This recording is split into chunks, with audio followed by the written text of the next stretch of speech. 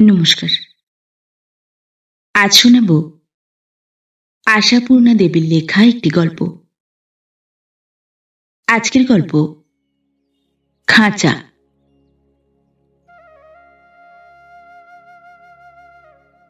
টুংটাং ক্রিং ক্রিং। সাইকেলের ওই ঘণ্টিটার সুরের মধ্যে লীলা আছে।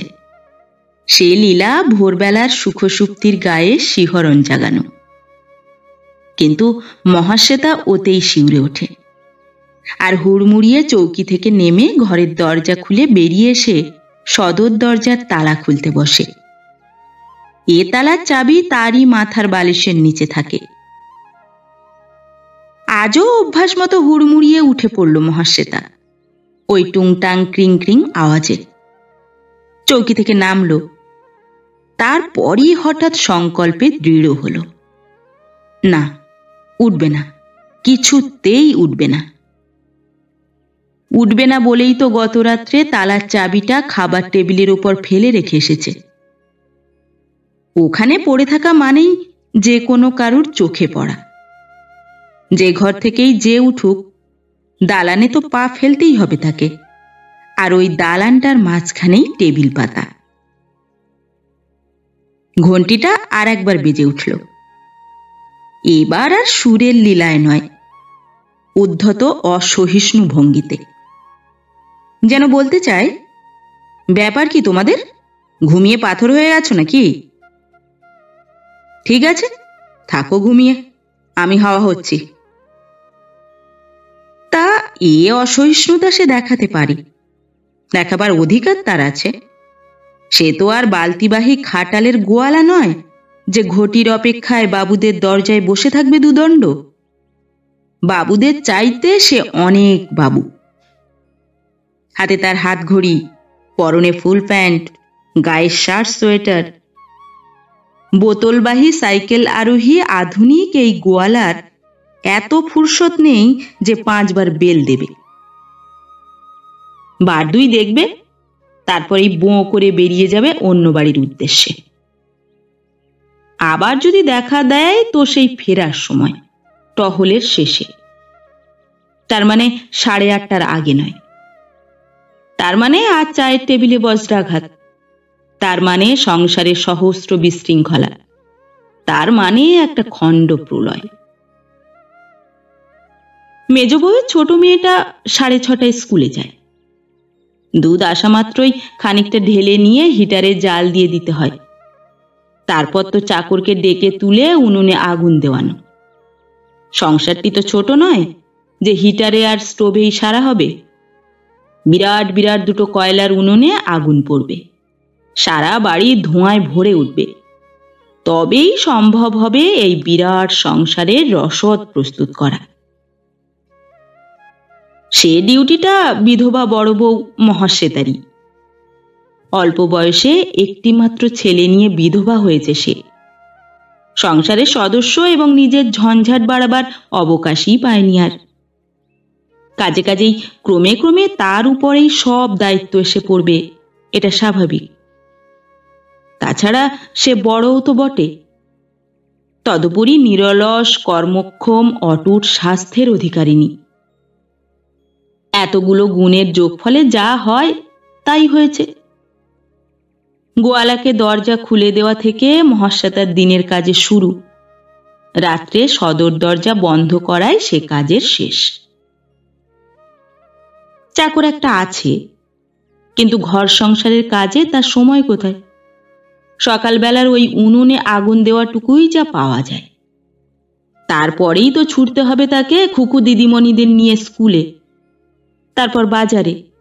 বাজার থেকে এসেই মেজমা ছোটমার ঘরের বিছানা তোলা, ঘর ঝাড়া, জলের কুঁজো ভরা, বাবুদের জুতো ঝাড়া, সিগারেট আনা, পাউরুটি টোস্ট করা, ডিম সেদ্ধ করা, আরও কত ফাই ফরমাস। ওগুলো মিটতে না মিটতেই আবার স্কুলে ছোট খুকুদের ফেরত আনতে। কোথায় তবে সময় তার রান্নাঘরের দিকের হাবিজাবি কাজের? অতএব 2 জায়ের মেয়ে 3টেকে স্কুলে পাঠিয়ে তাড়াতাড়ি স্নান সেরে আসতে হয় মহাশ্বেতাকে। আর সেই থেকে ঘুরতে হয় লাট্টুর মতো। কুটনো বাটনা, আঁশ নিরামিষ, চা জলখাবার, নানান বয়সের ছেলে মেয়ের নানান প্যাটার্নের স্কুলের রসদ গোছানো, দেবরদের অফিসের ভাত, তারই ফাঁকে ফাঁকে শাশুড়ির পুজোর গোছ, আলাদা স্টোভে বিশুদ্ধ চা তৈরি। নিঃশ্বাস ফেলবার অবকাশ আসতে সেই বেলা 1:30-2। ওরই মাঝখানে একবার শুধু চাটুকু গলায় ঢালা, সেও প্রায় কাঠসারারই মতো। তৈরি চাটা গ্লাসে ঢালা থাকে, কোনো এক মুহূর্তের অবসরে সেটাকে ফের ফুটিয়ে নিয়ে খেয়ে ফেল। তাই কি সহজে সময় হয়? তবু তো পুজো আহ্নিকের পাট নেই মহাশ্বেতার। সেটা থাকলে ওই চায়ের পাটটুকুও থাকতো না। পুজোর প্যাঁচে তাই আর পড়তে চায় না মহাশ্বেতা। শাশুড়ির ধিক্কার এবং ছোট জায়েদের ব্যঙ্গ হাসির দিকে তাকিয়েও তাকায় না। চাটুকু অন্তত গলায় না ঢাললে হাত পা চলবে কি করে? তাছাড়া ভেবেই পায় না মহাশ্বেতা, সে যদি তার শাশুড়ির মতো সারা সকালটা পুজোর আসনেই কাটিয়ে দিত, সংসারের হালটা ধরত কে? মেজ বউ ছোট বউ তো নিজ নিজ বরের খেতে বসবার আগে নিচের তলায় নামতেই পারে না। আর এও ভাবে, বিধবাদেরই বা পুজো আর্চা করাটা অবশ্য কর্তব্য কেন? বিধাতার লিখন মাহাত্ম্যকে বাহবা দিতে নাকি? নাকি নিত্য কৃতজ্ঞতা জানাতে, হে প্রভু, তুমি আমায় দেবী করেছ, অতএব তোমায় নমস্কার। তাই ভাবে মহাশ্বেতা, কারণ ওদের এই বাড়িটা এখনো 50 বছর আগের হাওয়া বহন করে চলেছে। বাচ্চারা আর পুরুষরা টেবিলে খাচ্ছে কি মেয়েরা দোকান বাজারে যাচ্ছে বলে আধুনিক হয়ে গেছে তা নয়।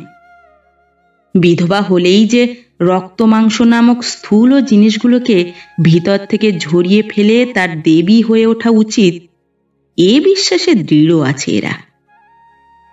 তাই মহাশ্বেতার শাশুড়ি পুজোর ঘরে মালা জপতে জপতে সশব্দ স্বগতোক্তি করেন। আশ্চর্য, পুজো নেই, আর্চা নেই, ঠাকুর ঘরে এসে মাথাটা একবার ঠোকা পর্যন্ত নেই, ঢকঢকিয়ে চা গিলতে বসলেন। পুজোর ঘরটা ভাঁড়ারেরই অর্ধাংশ, কাজেই শুনতে কারো বাধা হয় না। মেজ বউ দীপালি সম্পর্কে কিন্তু কখনো এ প্রশ্ন ওঠে না। মহাশ্বেতার থেকে মাস তিনেকের মাত্র ছোট দীপালি, তত্রাচনা। দীপালি সকালবেলা বাসি কাপড়ে স্বামী পুত্রদের সঙ্গে চা আর মুরগির ডিম সিদ্ধ খেয়ে নেয় শোবার ঘরে বসেই। ছোট বউয়ের কথা তো অতএব উঠতেই পারে না। শাশুড়ির ওই স্বগতোক্তির সঙ্গে সঙ্গে জায়েদের মুখেই শুধু নয়, বাসন মাজা ঝিয়ের মুখে পর্যন্ত ব্যঙ্গ হাসি ফুটে ওঠে। এ কি মহাশ্বেতা দেখতে পায় না? পায়, তবু দেখেও দেখে না। কে জানে বাবা, দেখার প্রমাণ দিতে গিয়ে যদি দশচক্রের আওতায় পড়তে হয়, যদি শাশুড়ির গুরুপুত্রের কবলে পড়ে যেতে হয়। বুড়িদের মতো সকালবেলা মালা জপতে বসার কথা ভাবলেই হৃদকম্প হয় মহাশ্বেতার। তার থেকে এই লাট্টু ঘোরাও ভালো। কিন্তু প্রবীর চলে গিয়ে পর্যন্ত ভারী একটা অবসন্নতা এসেছে মহাশ্বেতার। মাঝে মাঝে এমনও মনে হয়, সকালবেলা খানিক পুজোর আসনে বসে থাকতে পারলেও বোধহয় হতো ভালো, অন্তত দমটা ফেলবার সময় পাওয়া যেত। সারাটা জীবন এই এক নিশ্ছিদ্র কর্মপাকে জড়িয়ে পড়ে আছে মহাশ্বেতা, এর থেকে যেন মুক্তি নেই। সংসারের প্রতিটি সদস্য প্রতিটি ব্যাপারে কেনই যে মহাশ্বেতার উপর নির্ভর করে বসে থাকবে, এ কথা কাউকে জিজ্ঞেস করার উপায় নেই। মহাশ্বেতার একটা কথাই ওদের গায়ে 100 কথা হয়ে বাজে। অতএব মহাশ্বেতা এই যৌথ পরিবারের জাহাজী নৌকাখানাকে টেনে টেনে নিয়ে চলেছে প্রায় একাই হাল ধরে। কিন্তু দায়িত্বই আছে, শ্রদ্ধা সম্মানের পাওনাটুকু আছে কি? শ্রদ্ধা, সম্মান, মায়া, মমতা? না, সেসব পাওনা মহাশ্বেতার জন্য নয়। মহাশ্বেতার পোস্টটা অনেকটা খুব করিতকর্মা আশ্রিতা আত্মীয়ার মতো। মহাশ্বেতা যে এ পরিবারের বড় বউ, শাশুড়ি যে প্রথম তাকেই বরণ করে ঘরে তুলেছিলেন, এ কথাটা বিস্মৃতির অতল তলে তলিয়ে গেছে। মহাশ্বেতা কোনো বাচ্চাকে কিছু করতে বারণ করলে সে স্বচ্ছন্দে মুখ ঘুরিয়ে বলে যেতে পারে, আহা, মা তো কই বারণ করেনি। কোনো মেয়েকে ডেকে একটা কাজ বললে সে অম্লান বদনে বলে উঠতে পারে, এখন কি করে করব, পড়া না হলে মা বকবে। অথচ সব ছেলে মেয়েগুলোর সর্বদার আড্ডার স্থান হচ্ছে মহাশ্বেতার ঘর। মহাশ্বেতার খাটটাই ওদের খেলার মাঠ। কদাচ কোনোদিন যদি সামান্যতম দ্বিপ্রাহরিক অবকাশে মহাশ্বেতা বাংলা খবরের কাগজখানা কুড়িয়ে বাড়িয়ে এনে একটু পড়তে বসে, ওরা ঝাঁপিয়ে পড়ে সেই দুর্লভ অবকাশটুকুর উপর। আচার দাও, আমসত্ত্ব দাও, গল্প বলো ইত্যাদি আবদারে অতিষ্ঠ করে তোলে। অস্থির হয়ে যদি কোনো সময় মহাশ্বেতা বলে বসে, যা না বাবা, তোদের মায়ের কাছে যা না, আমি এই একদণ্ড বসেছি, সঙ্গে সঙ্গে মুখ ঝামটা দিয়ে ওঠে ওরা, মার ঘরে গেলে মার বুঝি ঘুম ভেঙে যাবে না? মার ঘুম ভেঙে যাবার ভয়ে মার ত্রিসীমানায় যায় না ওরা। মহাশ্বেতা যদি বলে, গল্প শুনতে হয় ঠাকুমা দিদিমাদের কাছে, যা ঠাকুমার কাছে, ওরা বলে, ঠাকুমা ছাই গল্প জানে, সেই পচা পুরনো 2-3টে মোটে গল্প। ওদের আবদার মেটাতে মেটাতেই এসে পড়ে মেজ বউয়ের কলেজের ছেলে দুটো। তাদের ম্যাও সামলাতে সামলাতেই সময় হয়ে যায় অফিসের বাবুদের এসে পড়ার। অতএব সেই রাত্রে সদর দরজায় তালা লাগানো পর্যন্ত কাজ চলে নিশ্ছিদ্র ধারায়। আগে ওই কলেজের ছেলেদের মধ্যে মহাশ্বেতার ছেলেও ছিল, আর সেই উৎসাহেই অফুরন্ত শক্তির অধিকারিণী ছিল মহাশ্বেতা। মনে হতো সবই বুঝি প্রবীরের জন্যে। তবু তো একটা মাত্র ছেলে বলে আলাদা করে কণিকা মাত্র আদরও করতে পারেনি মহাশ্বেতা। পারেনি লজ্জায়, পারেনি অভিমানে। সেই না পারা দুঃখটা কুরে কুরে খেয়েছে মহাশ্বেতাকে। তবু অবস্থার পরিবর্তন হয়নি। শুধু এক লক্ষ্যে স্থির থেকেছে ছেলেকে মানুষ করে তোলবার। প্রবীর মানুষ হবে, মহাশ্বেতার দুঃখ ঘুচবে। মহাশ্বেতা যখন ইচ্ছে প্রকাশ করেছিল প্রবীর ইঞ্জিনিয়ারিং পড়বে, প্রবীরের কাকারা আকাশ থেকে পড়েছিলেন, কাকিরা ভুরু কুঁচকেছিলেন, আর ঠাকুমা বিরস বদনে বলেছিলেন, চাঁদ চাওয়া আবদার করো না বৌমা, আপন আপন সংসারের জ্বালাতেই বাঁচছে না ওরা, তোমার ছেলেকে অত খরচের পড়া পড়াবে কোথা থেকে? মহাশ্বেতা সবিনয়ে বলেছে, সে কি আর আমি বুঝি না মা, তবে আমার গহনাগুলো তো আর কাজে লাগছে না। শাশুড়ির চোখ কপালে উঠেছিল। গহনা? সেই গহনা কখানার কথা বলছো? ওইটুকুই তো তোমার আখেরের সম্বল। খোকাই আমার আখের মা, বলেছিল মহাশ্বেতা। আর এই একটা জায়গাতেই জোর দেখিয়েছিল সে। অবশ্যই ছেলের সাফল্যের জোরও ছিল। প্রবীর অমন ভালো করে পাশ না করলে কি আর? তা মহাশ্বেতার স্বপ্ন সফল হয়েছে। সসম্মানে পাশ করে বেরিয়ে দুর্গাপুরে কাজ পেয়ে চলে গেছে মহাশ্বেতার খোকা, আর গিয়ে অবধি ডাক দিচ্ছে, এইবার তুমি চলে এসো মা, আর ওখানে পড়ে থাকবার কোনো মানে হয় না।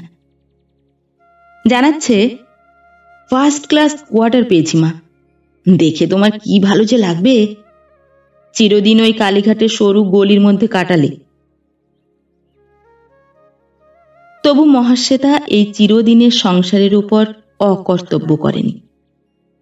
মেজ বউয়ের ছেলের পরীক্ষা, ছোট বউয়ের মেয়েদের পান বসন্ত, সে পালা মিটতে না মিটতে ছোট বউয়ের নার্সিংহোমে যাওয়া, শাশুড়ির অনন্ত চতুর্দশীর ব্রত সারা, চাকরের দেশে যাওয়া ইত্যাদি বহুবিধ কর্তব্যের দায়ে ঠেলে ঠেলে রেখেছে সেই আদরের ডাককে।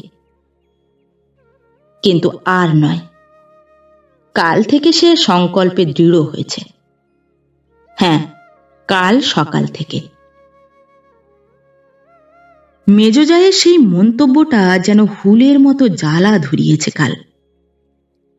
হিটারটা খারাপ হয়ে গিয়েছিল কাল। স্পিরিট স্টোভ জেলে দুধ জাল দিতে বিলম্ব ঘটেছিল। ব্যস্ত হয়ে গরম দুধটা থালায় ঢেলে জুড়োতে জুড়োতে শুনলাম মেয়ে স্কুলে চলে গেল। মরমে মরে গিয়ে দরজার কাজ পর্যন্ত ছুটে গিয়েছিল মহাশ্বেতা, কিন্তু কাজে লাগেনি সেই ব্যস্ততা। মেয়ে চলে গিয়েছিল, আর মেজ বউ বলে উঠেছিল, দুধ জুড়োনোর অপেক্ষায় তো আর স্কুল বসে থাকবে না দিদি। ঠিক আছে, কাল থেকে ও ভাতটা আমিই নেব। তুচ্ছ কাজ, তাই নিয়ে রোজ এমন তাড়াহুড়ো, যেন কি না কি পোলাও কালিয়া রেঁধে দেওয়া হচ্ছে মেয়েকে। মহাশ্বেতার চোখ দিয়ে ফুটন্ত জল উপচে উঠেছিল। মহাশ্বেতার গলার কাছে লোহার বল ঠেলে উঠেছিল, আর মহাশ্বেতা সেই দণ্ডে প্রতিজ্ঞা করেছিল, চলে যাব, নিশ্চয়ই চলে যাব, যত শিগগির পারি। আশ্চর্য, সারা জীবনের জীবনোৎসর্গ সাধনার এই ফসল! ছি ছি, তবু এখানে পড়ে আছে মহাশ্বেতা। তারপর অত্যন্ত নিয়মে কাজ করে গেছে বটে, কিন্তু ঠিক করেছে, ব্যাস আজকের মতো আর নয়, কাল সকাল থেকে ছুটি নেবে সে। কেনই বা মহাশ্বেতা এই ভূতের ব্যাগার খেটে মরবে? একদিনের জন্যে তো এ সংসার থেকে এক বিন্দু মায়া মমতা পায়নি মহাশ্বেতা। শাশুড়ি পর্যন্ত চিরদিন সধবা দুই বউয়ের তোয়াজ করেছেন, আর বিধবা বউকে দিয়ে জুতো সেলাই চণ্ডীপাঠ সব করিয়ে নিয়েছেন। এমনকি পুরনো দুঃখ উথলে ওঠে মহাশ্বেতার। এমনকি স্বামী শোকে দুদিন পড়ে থাকতে পায়নি সে। শাশুড়ি পুত্র শোকে উন্মত্ত, মহাশ্বেতার কোলে কচি ছেলে। কে বলবে, আহা তুমি দুদণ্ড পড়ে থাকো? মহাশ্বেতা যেন মানুষ নয়, শুধু একটা কাজের যন্ত্র। সে যন্ত্রের সমালোচনা আছে, প্রশংসা নেই। নিজের ছেলের সঙ্গে সমান করে যে মহাশ্বেতা ওদের ছেলেদের দেখে এসেছে, সে কথা কেউ তোলে না। ত্রুটি হলেই মুখ ঝামটা দেয়। ওই মেয়েটা আজ 1.5 বছর স্কুলে ভর্তি হয়েছে। একটি দিনের জন্যে তো এমন ঘটনা ঘটেনি। মাত্র একটা দিনের ত্রুটিতে গুরুজনের মুখের উপর এত বড় কথাটা বলে বসলো মেজবউ, অনায়াসে, অক্লেশে। আর এই সংসারকে আঁকড়ে পড়ে আছে মহাশ্বেতা, এদের সুখ দুঃখ দেখছে। সারাদিন এই তোলাপাড়া করে রাত্রে সদরের চাবিটা টেবিলে ফেলে রেখে এসে শুয়ে পড়ল মহাশ্বেতা। আর সকালে সাইকেলের ঘন্টি শুনে অভ্যাসবশে ধড়মড়িয়ে উঠে পড়েও বসে রইল খাটে পা ঝুলিয়ে। খানিক পরেই অবশ্যম্ভাবী সেই শোরগোলটা উঠল বাড়িতে। দুধওয়ালা ফিরে গেছে, দরজা খুলে দেওয়া হয়নি।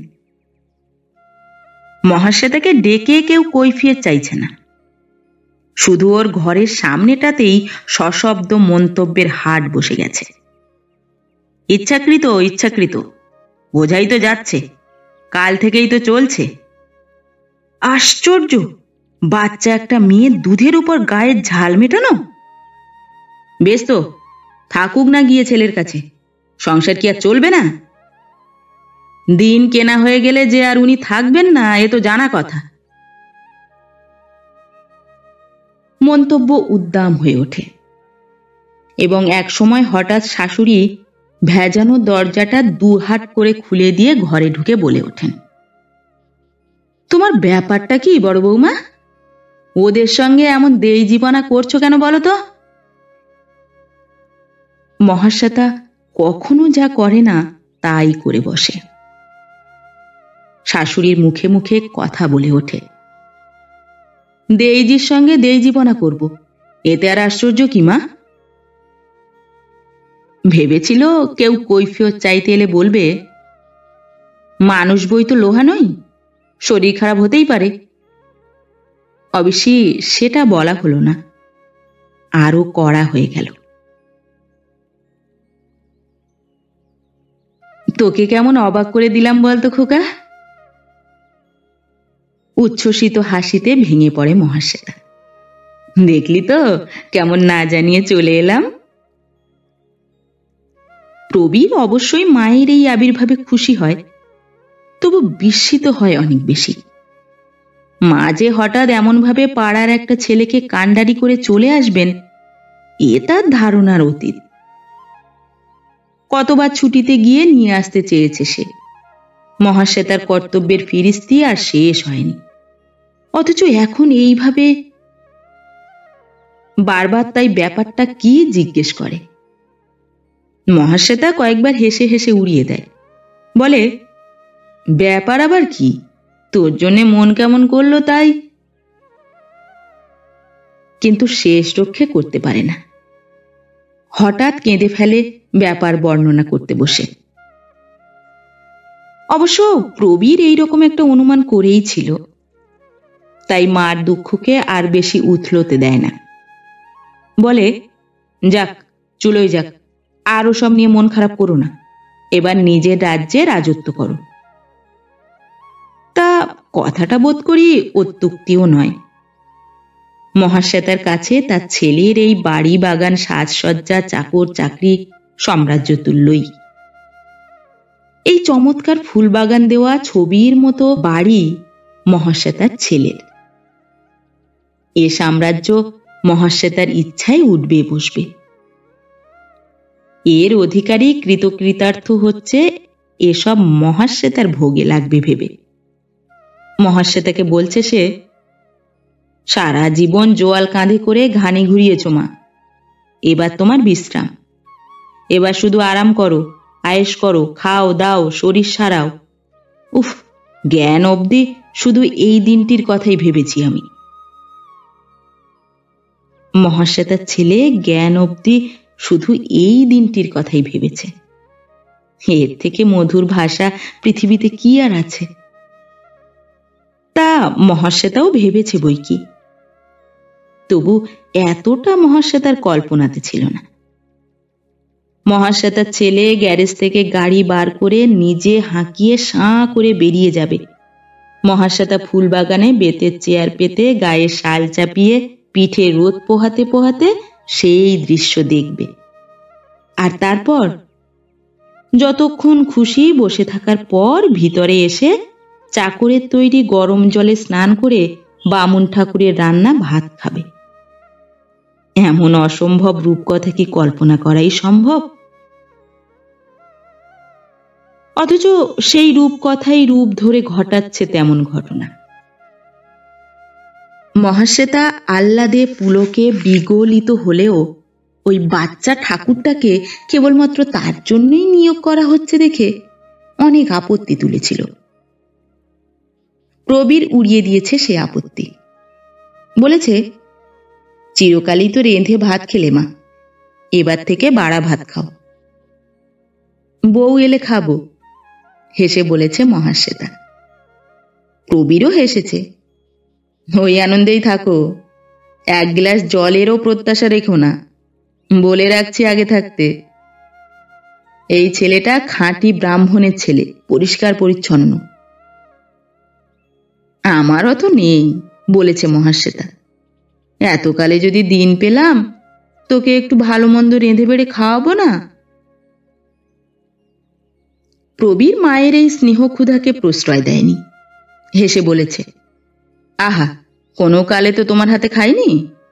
ভালো মন্দ খাওয়ায় আমার দরকার নেই মা, তুমি আরাম করে বসে আছো দেখলেই আমার শান্তি। প্রবীরের শান্তি, কিন্তু মহাশ্বেতার কি তাতে শান্তি?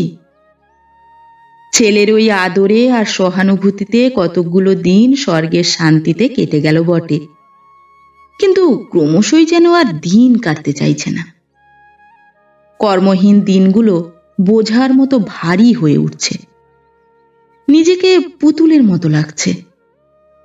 যেটুকু সময় প্রবীর বাড়িতে থাকে সেইটুকুই পরম সুখ, কিন্তু সে আর কতটুকু সময়? প্রবীরের কাজ আছে, ক্লাব আছে, বন্ধুজনের বেড়াতে আসা আছে। মার জন্য কতটুকু সময় উদ্বৃত্ত রাখতে পারে সে? অন্য অফিসারদের স্ত্রীরা মাঝে মাঝে বেড়াতে আসেন, কিন্তু মহাশ্বেতার সঙ্গে তাদের হৃদয়ের যোগ কোথায়? তারা তো কেউ সাহেবের মা নয়, স্ত্রী। তাদের মনোজগৎ আলাদা। তারা ঘুরিয়ে ফিরিয়ে একই কথা বলেন। ছেলের এবার বিয়ে দিন মাসিমা। যেন মহাশ্বেতা অবান্তর। সেই অদেখা অনাগতাই তাদের আপন, তাদের স্বজাতি। সবাই কিন্তু কচি খুকি নয়, তবু মাসিমাই বলে সবাই। কি গল্প তবে করবে মহাশ্বেতা ওদের সঙ্গে? তাছাড়া ওদের গল্পের ধরন, সংসারের ধরন সবকিছুই আলাদা। ওরা এলে তাই প্রাণ হাঁপায় মহাশ্বেতার। ভাবে উঠলে বাঁচি, সাজানো সাজানো কথা আর বলতে পারছি না বাবা। কে জানে বউ এলে এদেরই একজন হবে কিনা। না, মহাশ্বেতা তা হতে দেবে না। গেরস্ত ঘরের মেয়ে দেখে ছেলের বিয়ে দেবে। ওরাও যে সবাই রাজকন্যা নয়, অফিসার বরের বউ হয়ে বসায় এসে রাজ্যপদ পেয়েছে এ কথা বুঝতে পারে না মহাশ্বেতা। ভাবে ওরা বড়লোক। মহাশ্বেতার ছেলেও এখন বড়লোক হয়েছে, কিন্তু সেটা ভাবতেই সুখ। অনুভবের মধ্যে যেন আনতে পারা যায় না, বরং সবই যেন ছায়া ছায়া লাগে। মহাশ্বেতার ছেলে টাকাকে টাকা জ্ঞান করছে না। মহাশ্বেতার ছেলে ক্লাবের ফাংশনে 50 টাকা চাঁদা দিচ্ছে। এটা কি আহ্লাদের বস্তু? আর মহাশ্বেতা যে পুতুলের মতো ঘুরে ঘুরে দেখে মাইনে করা দুটো ছোঁড়া একটা লক্ষ্মী উথলে ওঠা ভাঁড়ান নিয়ে ছিনিমিনি খেলছে, এই কি সহ্যের যোগ্য? ওদের ওই সাহেবকেই না মহাশ্বেতা সাধ করে কোনোদিন দুখানা লুচি ভেজে খাওয়াতে পারেনি, একসঙ্গে দুখানা মাছ পাতে দিতে পারেনি। ওরা ফেলে ছড়ে সেসব দিচ্ছে, নিজেরাও সমপর্যায়ে আছে। হঠাৎ হঠাৎ এক এক সময় ওদের উপর ঈর্ষা অনুভব করে মহাশ্বেতা। মনে হয় ওরা যেন মহাশ্বেতার প্রাপ্য পাওনাটা কেড়ে রেখেছে। ওইভাবে ঘি তেল ঢেলে মশলা মিষ্টি ছড়িয়ে মহাশ্বেতা কবে রাঁধতে পেরেছে? বামুন ঠাকুরকে তুই ছাড়িয়ে দে। সম্প্রতি এই এক ধুয়ো তুলেছে মহাশ্বেতা। বলছে, বসে থেকে থেকে বাদ ধরে যাচ্ছে আমার, রান্নাটা করলেও তবু। প্রবীর হেসে ওড়ায়, বলে, তোমার যে দেখছি সেই মেছুনির আঁশ চুপড়ির মতো অবস্থা, এখনো তোমার রান্নাঘর নামক জায়গাটায় ঢুকতে ইচ্ছে করে মা? ধন্য ধন্য। আমি প্রতিজ্ঞা করেছি ইহ জীবনে আর তোমায় ওই পরম স্বর্গে ঢুকতে দেব না। কাজ করে করে আশ মেটেনি তোমার? বেশ, কাজ করো গে, যাও ঘর সাজাও গে।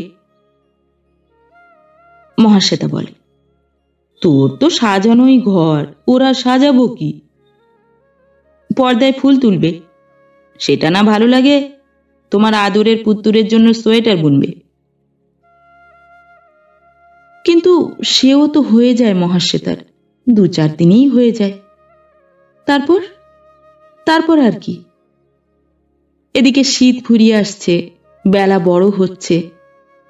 সকাল সন্ধে দুটো কালই যেন অনন্ত কাল হয়ে উঠছে। মান খুইয়ে আবারও তবে বলতে হয়, না বাপু, বসে বসে হাড়ে ঘুম ধরে গেল, ছাড়া তুই ওটাকে। আজ আর হাসে না প্রবীর, একটু যেন বকে ওঠে। বলে, কি আশ্চর্য, এই একটা কি বাজে ঝোঁক ধরেছ বলো তো? সারা জীবন তো খেটে হাড় গুঁড়ো করলে, আর কেন? এমন কিছু বকুনি নয়, তবু কেন কে জানে হঠাৎ চোখের কোলে জল এসে যায় মহাশ্বেতার। মনে হয় খুব যেন একটা অপমানকর কথা শুনতে হলো তাকে ছেলের কাছে। উঠে গেল আস্তে আস্তে। ভাবল, ছেলে বড়লোক হয়েছে, সাহেব হয়েছে, আর তার খোকাটি নেই। এখন থেকে ওর মেজাজ বুঝে চলতে হবে মহাশ্বেতাকে। কিছুক্ষণ পরে প্রবীর অনুভব করল মা যেন আজ তার ধারে কাছে নেই। কখন থেকে যেন, সেই তখন থেকে না?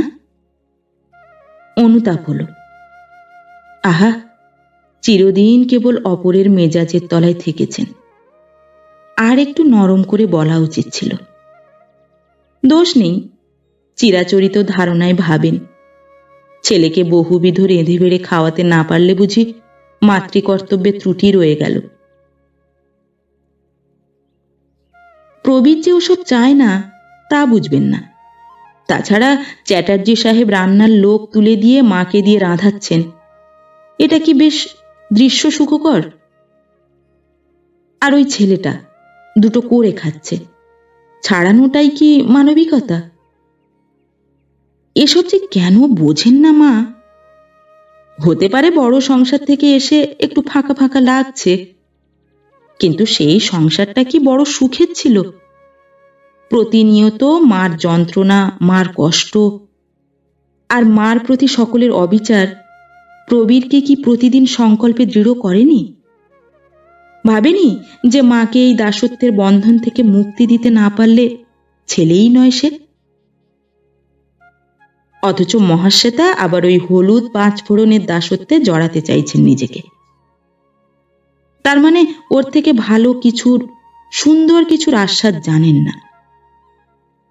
এই যে বাগান ভর্তি ফুল, তুলুন না নিজে হাতে, মালা গাঁথুন, সুন্দর করে ঠাকুর সাজিয়ে পুজো করুন। এই বয়সে লোকে যা করতে পেলে বর্তে যায়, সুযোগ পায় না। তাই এই সৌন্দর্যের দিকটা, এই আলোর দিকটা দেখিয়ে দিতে হবে মাকে। তা সেই সৌন্দর্য লোকেই বসেছিল মহাশ্বেতা, বাগানেই বসেছিল ছায়ায় বেতের চেয়ারটাকে টেনে নিয়ে, আর মনে মনে ভাবছিল আমি সং না পুতুল। তাই এই সকালবেলা ছেলে অফিস বেরোবার সময় বাগানে বসে আছি, কিন্তু করারই বা আছে কি? চাকরটা তুখোড়, ঠাকুরটা চৌকস, একখানা নেবু পর্যন্ত কেটে ছেলের পাতে এগিয়ে দেবার দরকার হয় না। বোকার মতো কেবল ওদের সঙ্গে সঙ্গে ঘুরে মরা। দূর! প্রবীর এসে আবিষ্কার করলো মাকে। আরে তুমি এখানে? তা ফুল টুল কিছু তুলছ না কেন? মহাশ্বেতা বলে, ফুল কেন? ফুল তুলে কি হবে? তো চাকর তো সাত সকালে ফুলদানি সাজিয়ে রেখে দেয়। আহা, ফুলদানি কেন? প্রবীর উৎসাহের গলায় বলে, ফুল তুলে মালাটালা গেঁথে ঠাকুর সাজাও না তোমার? মহাশ্বেতা অবাক গলায় বলে, ঠাকুর সাজাবো? হ্যাঁ, অনেক তো ফুল। কাজ নেই বলে আক্ষেপ করো, খুব জমিয়ে বসে পুজো করলেই পারো, কেটে যাবে সকাল সন্ধে। পুজো করব? সকাল সন্ধে পুজো করে সময় কাটাবো আমি? ভয়ানক একটা আহত গলায় বলে ওঠে মহাশ্বেতা। আমার জন্যে এইটাই নির্ধারণ করলি তাহলে? প্রবীর অপ্রতিভ হয়, প্রবীর বিস্মিত হয়, প্রবীর বিরক্ত হয়। না বলে পারে না প্রবীর। কেন, খারাপটা কি হলো? কুটনো বাটনা রান্না এই বুঝি পৃথিবীর সেরা, খুব ভালো?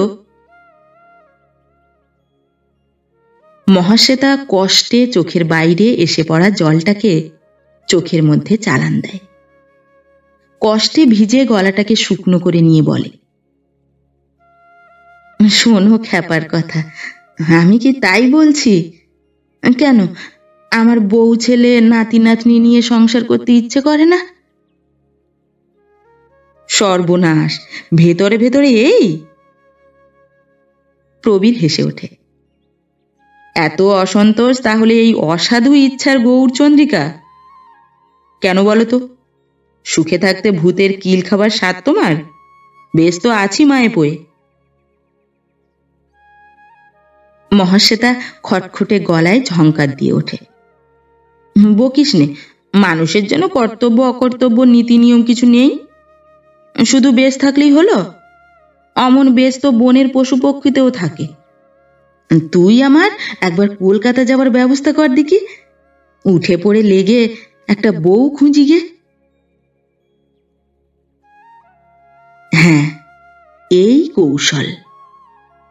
এছাড়া এই সোনার খাঁচা থেকে মুক্তি পাবার উপায় নেই। একবার গিয়ে পড়তে পারলে আর সহজ নয়। তাছাড়া বিয়ে দিয়ে বউকে সঙ্গে পাঠিয়ে দিলে আর কি বাছা আমার অমন মামা করবেন? এইভাবেই ভাবে মহাশ্বেতা। যা আতঙ্কের সেটাই আহ্লাদের মনে করে। কিন্তু কেন? কালীঘাটের সেই বাড়িটা কি খুব সুখের, নাকি স্বামী স্মৃতি বিজড়িত তাই? মোটেই না। স্বামীকে প্রায় ভুলেই গেছে মহাশ্বেতা। মনে যদি কখনো পড়েছে, সেটা বিরহ নয়, অভাবের দুঃখ। স্বামীহীন সেই শ্বশুর বাড়িটা তো তার দুঃখ দিয়েই গড়া। এখন তো সে দুঃখ আরো বাড়বে।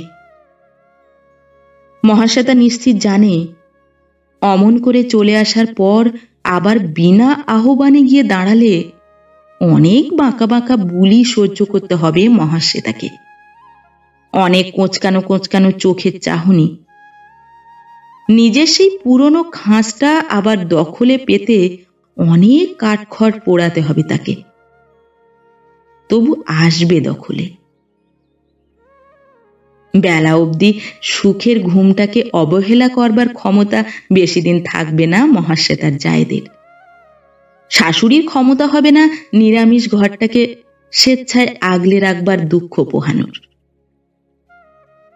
অতএব দুদিনেই আবার পরম প্রয়োজনীয় হয়ে উঠবে মহাশ্বেতা। আর সেটাই তো পরম সুখ। কর্মহীনতার বাড়া দুঃখ আর কি আছে?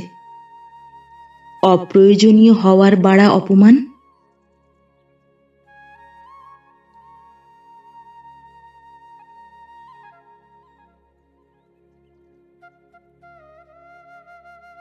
নমস্কার।